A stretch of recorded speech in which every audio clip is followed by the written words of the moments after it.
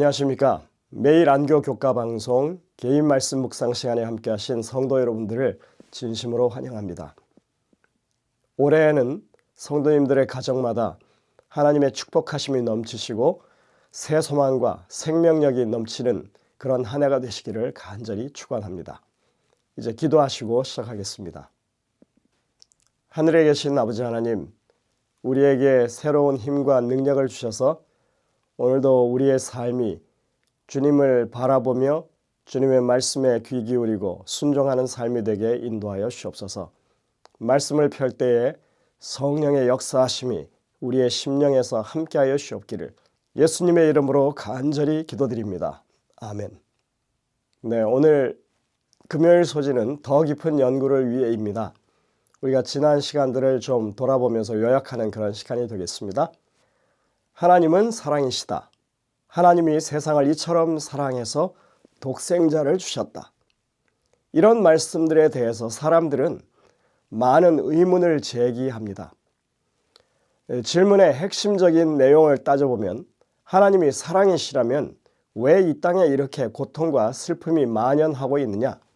왜 하나님은 악에 대해서 즉각적인 심판을 베풀지 않으시느냐? 하나님의 사랑과 공의가 어떻게 공존하느냐 하는 그런 것들입니다. 이번 기회에 우리는 사랑과 공의의 하나님이라고 하는 주제로 말씀을 연구합니다. 우리가 하나님의 말씀을 통하여 확인할 수 있는 아주 근본적인 사실 하나는 하나님의 사랑과 공의의 불가분의 관계라고 하는 것입니다. 그 둘은 따로 떼어놓고 생각할 수 없는 그런 사안이라는 것입니다. 아마도 이 부분에 대한 논의는 이번 교과를 다루는 동안에 계속 이어질 것으로 그렇게 보입니다. 시편 89편 14절입니다. 의와 공의가 주의 보좌에 기초라. 인자함과 진실함이 주의 앞에 있나이다. 시편 33편 5절입니다. 그는 공의와 정의를 사랑하시며 세상에는 여호와의 인자하심이 충만하도다. 시편 85편 10절입니다. 인애와 진리가 같이 만나고 의와 화평이 서로 입맞추었으며. 시편에 이렇게 짧고 간결하게 말씀하고 있지만 이 주제는 아주 광범위한 주제로 성경 전반에 걸쳐서 나오는 것입니다. 그래서 우리는 그것을 신중하게 다루어야 합니다. 주의를 기울여서 여러분들이 연구하게 되시기를 바랍니다. 이번 주의 기억절입니다. 내가 그들의 반역을 고치고 기쁘게 그들을 사랑하리니 나의 진노가 그에게서 떠났음이니라. 호세아 14장 4절입니다. 하나님을 배반하고 우상 숭배하기를 반복하는 이스라엘을 향해서 거듭 용서하시고 다시 기회를 주시면서 그들에게 인내하시는 하나님.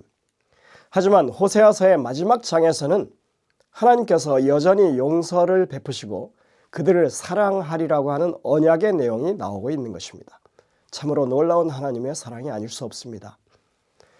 이번 주에 우리는 하나님께서 배반하는 그분의 백성들을 향해서 끝까지 포기하지 않으시고 또다시 기회를 주시고 관계를 회복하고 싶어 하시는 그런 5가지 사례를 살펴보았습니다. 오늘 그것을 간단히 요약해 보겠습니다. 첫 이야기는 금송아지 숭배 사건입니다. 출애굽기 33장에 나오는 이 이야기는 출애굽하고 얼마 되지 않아서 벌어졌던 사건이죠.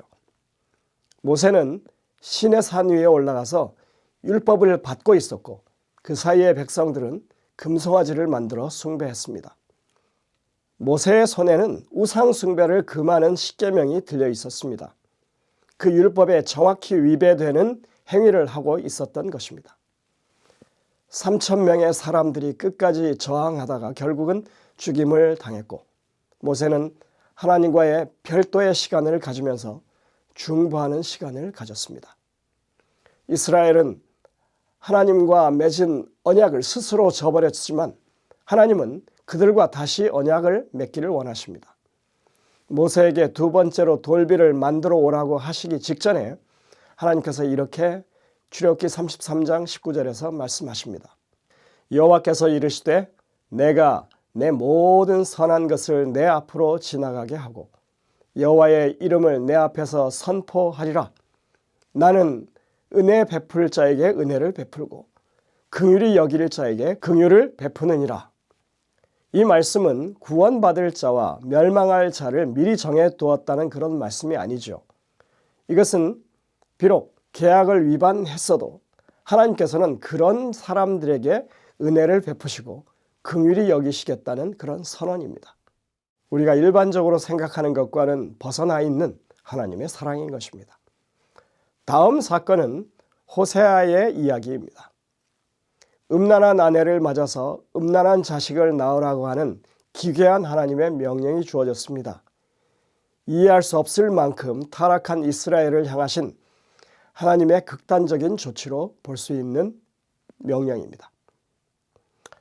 거듭거듭 반복되는 배도와 우상 숭배의 역사를 살펴볼 때 도무지 그들을 다시 받아들인다고 하는 것은 무리인 듯 보여도 하나님은 기꺼이 그들을 받아들이신다고 하십니다.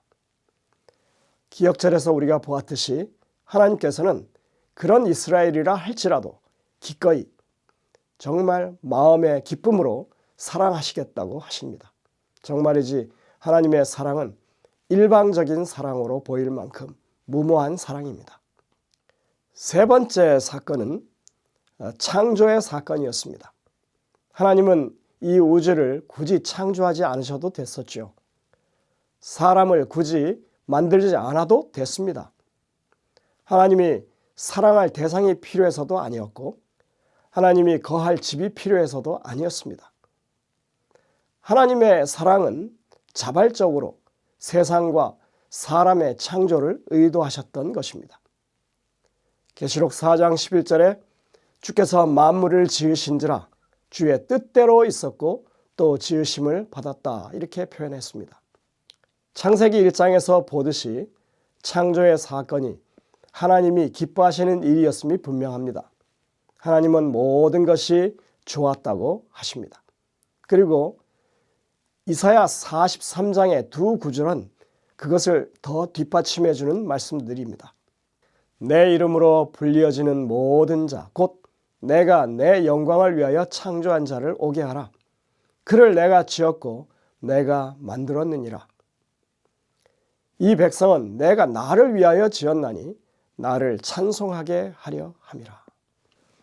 사실 우리는 창조의 사건을 다 이해할 수 없습니다. 그것이 어떻게 이루어졌는지에 대해서도 우리의 이해 영역에 밖에 있는 것입니다.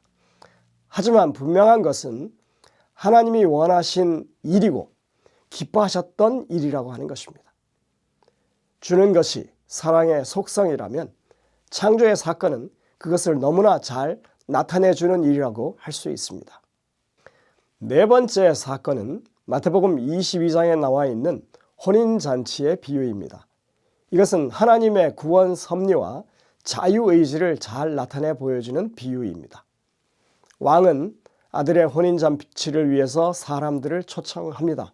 그러나 사람들은 오기를 원하지 않았다고 했습니다. 할 수 없이 사거리로 종들을 내보내서 모든 사람들을 초청하도록 합니다. 이 비유의 핵심은 혼인잔치에 참석한 사람들은 모두 다 초청에 기꺼이 응한 사람들이었다고 하는 것입니다. 청함받은 사람은 많으나 선택된 자는 적다라고 하는 말씀이 그것을 보여주는 말씀이었습니다. 선택된이라고 하는 말은 헬라어 에클레토스라는 말인데 초청에 기꺼이 응해서 온 사람이라고 하는 의미입니다. 누군가가 뽑아서 선택된 것이 아니라 자신이 그 초청에 자원해서 뽑힌 사람이라는 것입니다. 이것은 하나님의 구원 전략을 아주 명쾌하게 설명해 줍니다. 하나님은 모든 사람을 다 구원하기를 원하셔서 그들 모두를 초청하셨지만 그 초청에 즐겨 응답한 사람은 적은 것입니다. 이것은 기독교 안에 잘못 이해되고 있는 만인 구원설에 대한 적절한 해답이 됩니다. 하나님은 모든 사람을 구원하려 하시기 때문에 결국 멸망당하는 사람이 한 사람 없이 다 구원받게 될 것이라고 하는 것이 만인 구원설이죠. 그러나 이것은 초청을 거부하는 것에 대한 결과를 책임져야 한다고 하는 성경의 이 기별과 맞지 않는 것입니다. 마지막 사건은 예수님의 십자가 사건입니다. 사실 이 부분은 더 깊은 연구를 요하는 부분이고 매우 중요한 부분입니다. 하나님이 왜 타락의 가능성을 예상하셨으면서도 창조를 하셨을까? 또 십자가 사건이 이미 창세 전부터 계획된 일이라고 하는 성경 내적인 증거를 우리가 설명해야만 하는 그런 것이라서 그래서 짧은 시간에 다루기에는 참 우리가 역부족인 그런 주제임이 틀림없습니다. 그러나 확실한 것은 예수님이 십자가에서 돌아가시는 사건을 두고서 예수님이 내가 내 목숨을 스스로 버린다고 하셨던 것은 아주 분명하기 때문에 십자가 희생이 주님의 자원하시고 기뻐하시는 일이었음을 우리가 확인할 수 있다고 하는 것입니다. 히브리서 12장 2절에는 그는 그 안에 있는 기쁨을 위하여 십자가를 참으사 부끄러움을 개의치 아니하시더니 하나님 보좌 우편에 앉으셨느니라 했습니다. 주님이 기뻐하신 것은 십자가의 고통이 아니라 자신의 희생으로 말미암아 얻게 될 백성들의 구원이었음을 여기서 말하고 있는 것입니다. 하나님의 사랑은 우리가 생각하는 것보다 훨씬 크고 깊은 주제입니다. 그래서 우리는 더 많이 연구하고 묵상해야 할 것입니다. 이제 첫 걸음을 떼고 있습니다. 한 기 동안에 우리 모든 성도들께서 열심히 말씀을 탐구하면서 더 크신 하나님의 사랑을 맛보게 되시기를 간절히 바랍니다. 금요일 소지의 더 깊은 연구를 위해는 인용문이 하나 나오는데 이것은 우리가 이 주제를 연구해야 할 이유가 무엇인지를 설명해 주고 있습니다. 이 세상을 덮고 있는 어두움은 하나님께 대한 오해의 어두움이다. 사람들은 하나님의 성품에 대한 지식을 잃고 있다. 그분의 성품은 잘못 이해되고 그릇 해석되고 있다. 이러한 때에 하나님께서 주신 기별이 전해져야 한다. 이 기별은 광범위한 감화력과 구원의 능력을 가지고 있다. 그분의 성품이 널리 알려지게 해야 한다. 이 어두운 세상에 하나님의 영광의 빛, 곧 그분의 인자와 긍휼과 진리의 빛을 비춰야 한다. 실물교훈 415쪽의 말입니다.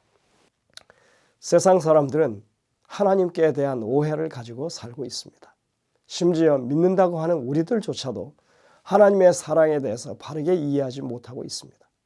그래서 하나님의 사랑에 대해서 무지한 이 세상에 우리가 복음을 전해야 하는 그런 상황에서 우리가 정말 귀하고 소중한 이 주제를 한 기 동안 깊이 연구해야 할 것입니다. 모든 성도들께서 이 기별을 통하여 하나님 앞에 다시 한번 새롭게 자신의 믿음을 세우게 되시는 귀한 기회가 되시기를 간절히 바랍니다. 기도하시겠습니다. 하늘에 계신 아버지 하나님, 저희에게 힘과 능력을 주셔서 하나님의 말씀의 그 깊이와 오묘함을 깨달을 수 있도록 도와주시고 하나님의 사랑의 아름다움을 우리로 깨우칠 수 있도록 인도하여 주옵기를 예수님의 이름으로 간절히 기도드립니다. 아멘.